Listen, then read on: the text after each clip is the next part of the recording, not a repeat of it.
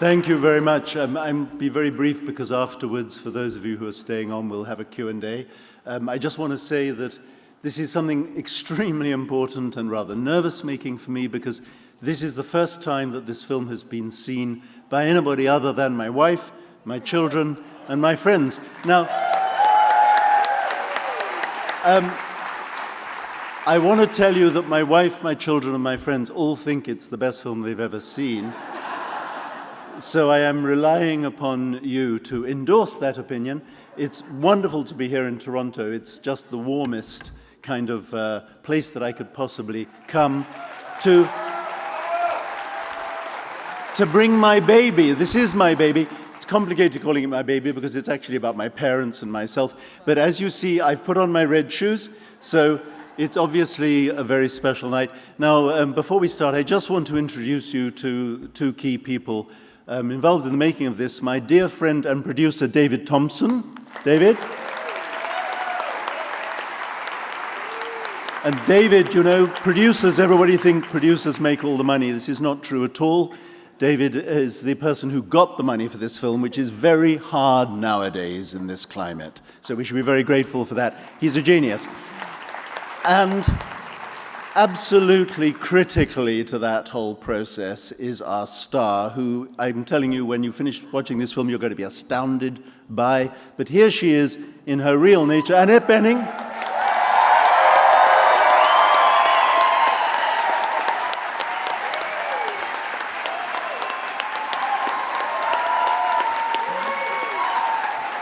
And we're all going to be here afterwards answering questions, telling you the truth about this film, and I really hope that you enjoy it. Thank you very much. Thank you.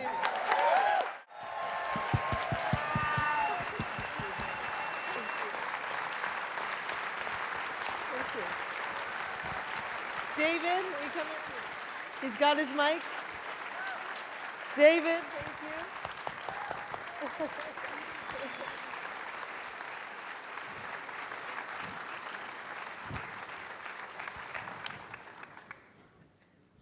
Congratulations. That's such a moving story, and from Toronto, we're so grateful to have had you here sharing this story with us.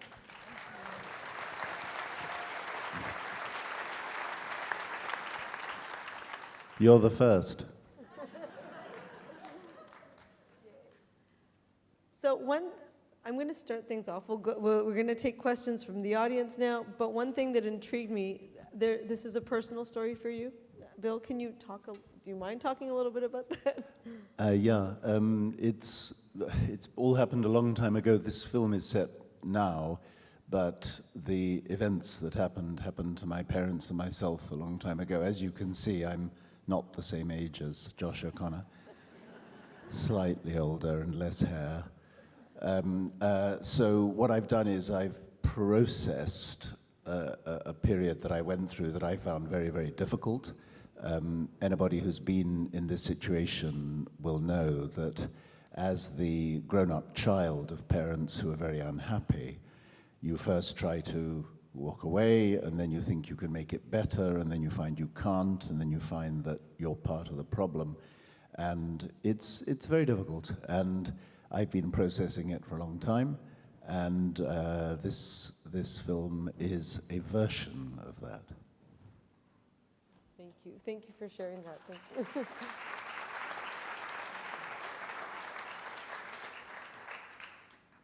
We have time to take some questions from the audience, but I do actually have another one, though. It's for Annette. You really reach so deeply into the pain of that separation, and I just wanted you to talk about what inspired you, how you elicited this role. Well, I think one of the pleasures of doing what I do is you become the advocate for whoever you're playing. And it's totally subjective, which I really enjoy. So that for me is a great pleasure. And once I'm involved, I mean, Bill and I spoke a lot about his parents and what happened, but it's not exactly what happened, but it's close. And then you don't have to judge who you're playing. And that is also a great pleasure. With the help of Bill Nighy and Josh, who are wonderful to work with, we also rehearsed. And we had a hell of a lot of fun when we were rehearsing, because Bill Nicholson basically acted it out for us. Nobody told me you're not supposed to do that. Kind of embarrassing. No, he did, and it was very helpful. I was never taught that in acting school. But it actually works very well. Annette, could you do Bill Nighy's imitation of me doing the parts? Bill Nighy has this really cruel version of it. No, I can't do it, but He goes like this. You can do it. but I want to hear from you. Quite frankly, I would just I'll love tell you, to hear. but before we get questions, can what I would really love is a show of hands on something. This is a film that divides people. Some people think that the Grace character, Annette's character, is the one who they're sympathetic with, and other people think that it's the Bill Nighy character. And I'd be fascinated to know from this first ever audience. So everybody who thinks their sympathies lie with Grace, put up your hands. I won't look. Oh yeah, don't worry about Annette. So she's just in character. Okay, and who's okay? Now the sympathies with Bill Nighy. That was me. Oh, that's more. Yeah, what about the neutral? What about both? Okay, What about now the it's both? both. Oh, both, yeah. Now that is so good. That is exactly what I wanted. I'd forgotten about that. The sun. Okay, what about the sun? Yes. Yeah, brilliant. I have to tell you, I loved both my mother and my father very much, and I watched them cause each other enormous pain, and I really wanted in this film to make it kind of equal, and sometimes I worry that I failed.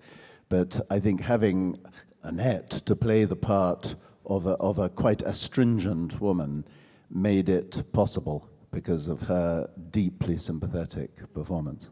I think so too. Bravo.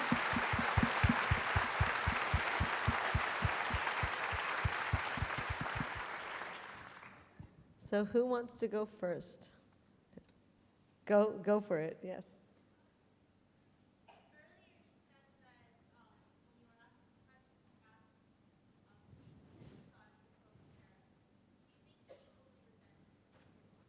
Okay, the question is, he asked, do we sympathize with both the parents? And her question is, did you also resent them equally as well?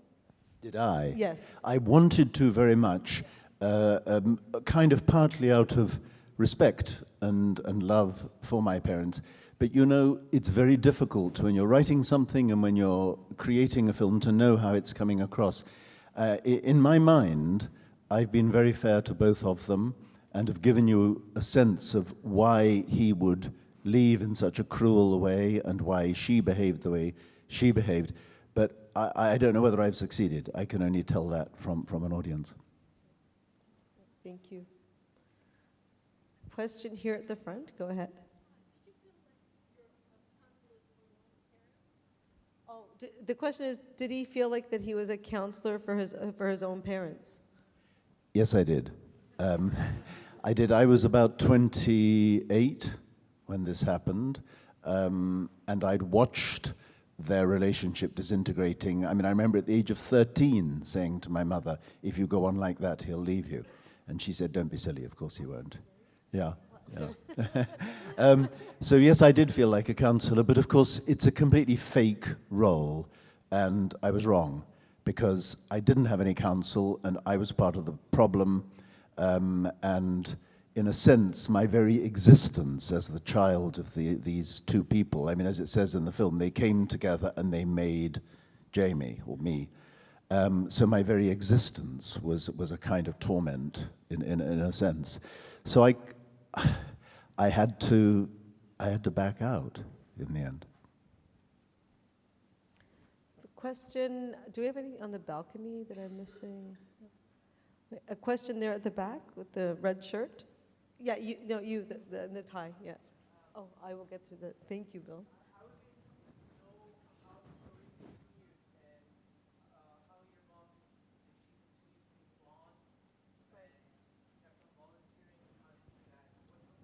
Yeah. Yeah, so the question is, what happened next?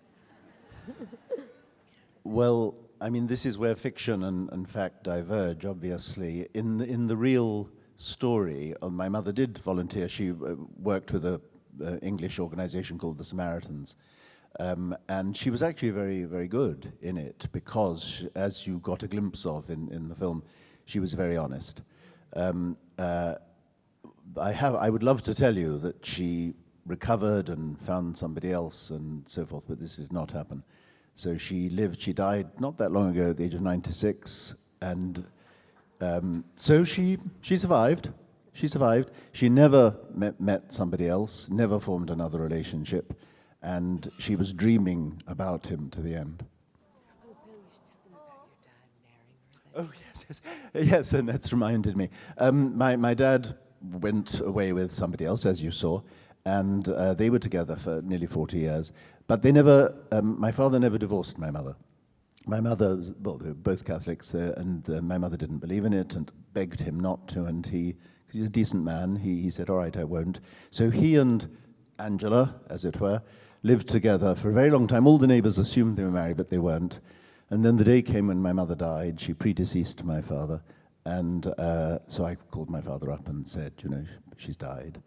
And about quite a short time afterwards, he rang me up and he said, I just want to tell you that she was called Joan, not Angela in real life. He said, Joan and I have just got married at the age of 92. And they were very happy together. I mean, this is the tragedy of to me, the tragedy of the story. My father found happiness. I mean, that line in the film, there were 3 unhappy people, now there's only one. Yeah, It's brutal, but it's true. Yeah. Okay, I am going to go up to the balcony. Go ahead, sir. Thank you, Jess.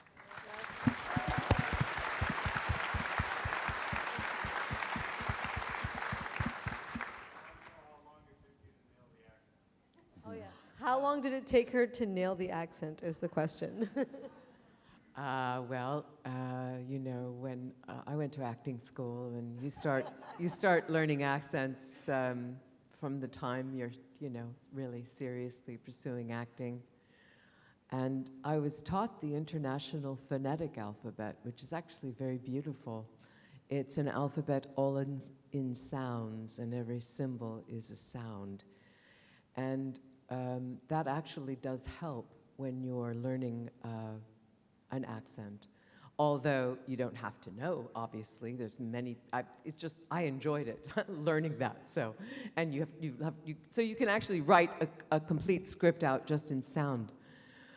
But anyway, that's not necessarily important. It's just a pleasure. So I have done them before, and I've done an English accent a number of times. But this time I worked with a particular dialect coach before we started to shoot. So I had time with her, and she was fantastic. And a great dialect coach helps you, but never is intrusive in the acting. So I worked quite a bit with her and worked over it and practiced and all of that.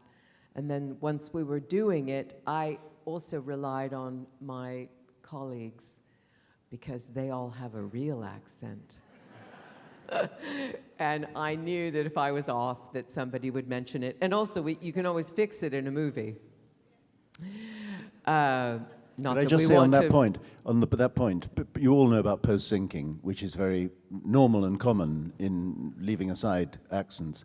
Not a single line in this film is post-synced. Every single one is synced. But as I was watching the film tonight, I was wondering what people were thinking about Grace, because I thought, because when I was working on it, I just found her so sympathetic. And then as I watched the movie, I think, what was I thinking?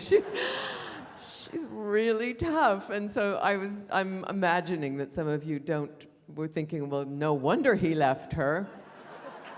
So for those of you, I understand. I do. I sympathize with that point of view. I want to say on behalf of Grace and Annette and my mother that there's a very, very important thing going on here, and I hope you got it from the film. She wanted emotional contact, and he was not giving it. That's right. And that drove her just crazy. Keep that in mind before you judge her.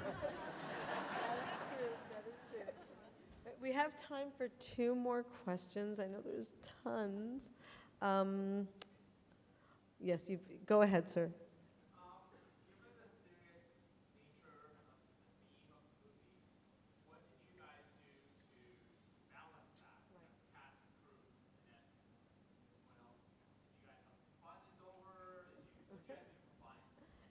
So, to balance the serious nature of the film, what did the cast and crew do for fun? Well, talking to Bill Nighy is a lot of fun. We got along great. I'll text him tonight after the screening, although he'll be asleep. But no, we got on very well, and I sort of hesitate to say this, but the truth is that sometimes it gets to you. It just does. I wish it didn't. And if I could find a way to not have it get to me, I would do it in a second. So I don't think it makes you a better actor, but there's no question it did at times. And we didn't really go out we didn't really go out? No, we didn't do that. The days are so long when you're shooting. We didn't have a long schedule, so no, you just have to sort of stick with it. And then afterwards, like now. But I do remember that, if you remember, Josh and Bill had a competition going, which was about how many takes they had to do to get it right, which of course isn't actually how it happens. It's not like, a smaller number of takes means you're better, but they played it that way. And they would watch each other while the other one was having a take and tease each other all the time about that, which was very sweet, I thought. No, it was very sweet. And Bill Nicholson, this Bill, he's he's a very energetic, sort of jolly guy. And, sorry. I did dances. No, but he's a writer, so who knew? I didn't know what he was going to be like, and so that actually is very inspiring. And David it was a small group, and we all got on very well and believed in what we were doing. So that's such a pleasure. It's a gift. I just feel grateful, that I get a chance to do things and maybe get everyone very depressed. And by the about way, how grim life really is. you have to realize, Annette took this project on. She's now being very nice about it because it worked out. But she took this project on with no certainty that I would know what I was doing or would be any good.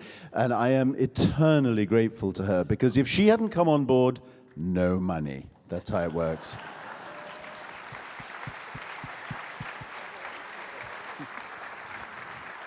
Yeah, and on that note, David, what attracted you to this project? Why did you champion it? Well, I think it's a subject that's not often dealt with in films. Actually, I've rarely seen a film about a breakup of an older couple in this way and the impact on their son. I just thought it was just so emotionally true. And most films are about breakups of parents, the kids are very little. In this case, the kid is adult.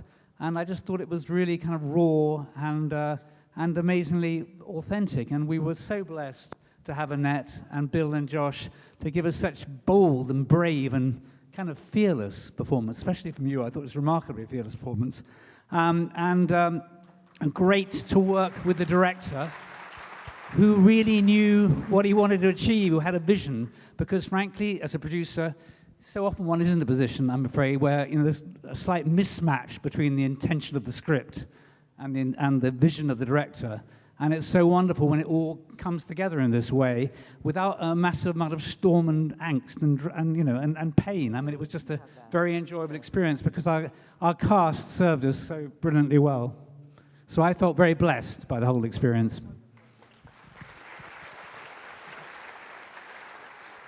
We're going to do our last question of the evening. Go ahead.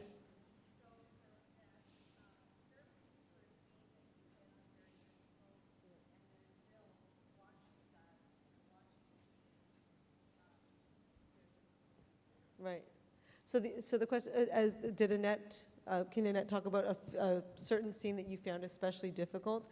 And Bill, was it difficult to watch a certain scene today, this evening? The further I get into the work, the more I try not to anticipate what might happen. And that's, of course, the trickiest part, to be truly surprised, because, of course, you have to prepare and you have to walk onto the set, and eventually everyone's very quiet, and they point the camera at you, and you have to do something. But if you can kind of suspend, so you don't, and we did rehearse, that always helps enormously. But the further I get into the work, the more I am hopefully able to not anticipate. And sometimes things that you might think when you're reading, oh, this'll be, that's not as hard as the one where this or that happens. That sometimes doesn't work that way. So I didn't know in advance. I mean, obviously, I knew there were some scenes that had to be, that had to work, and I don't know how to really say it. But the writing is very good, and that's one thing as an actor you can't do anything about. If the writing is there, then you're riding the wave of that in the story and the narrative. If the writing isn't there, there is nothing you can do to make it work. So I very much believed in the writing, and I trusted it and the construction of it. So then I just try to empty myself as much as I can, having thought about it a lot and worked on it a lot. I don't know if that makes any sense, but... I would like to answer a slightly different way in relation to one, now that you've all seen it. The scene where Jamie finds the love notes in the fridge and he turns and talks to his mother, to Annette. When we shot that, I honestly did not know what I was going to get, and what I got was this astonishing richness. I hadn't written it. The moment when Grace she's lying slouched in her chair and she's trying to express why she left the notes, leading on to why she sits on the stairs and waits for him. And I mean, I'd sort of love to show it to you all again, because you'll see this great flow of emotions going over Annette's face as she's doing this. And it's so rich and so powerful, and I just did not know any of that was going to happen. All I could do was sit there as it happened. And Annette's not the kind of actor who just delivers the same thing every single time. She's so experimenting with each take and finding a way into it. And you can almost watch her going deeper and deeper until it really starts to hurt. And I was watching that and thinking, oh my God, this is going to work at last. So I'm very grateful. And it did, yes.